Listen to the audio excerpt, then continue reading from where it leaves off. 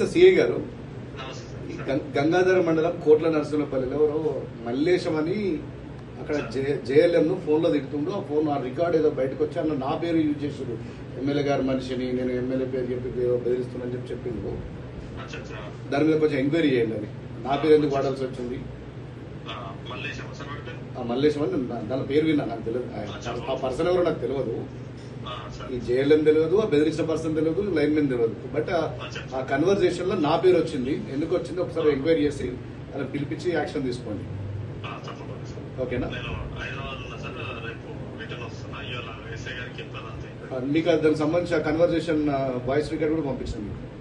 మంచిది సార్, ఇప్పుడే చూస్తాను. కొంచెం యాక్షన్ తీసుకోండి. ఇంకోసారి అట్లా రిపీట్ కాకుండా మన పేరు వాడద్దు.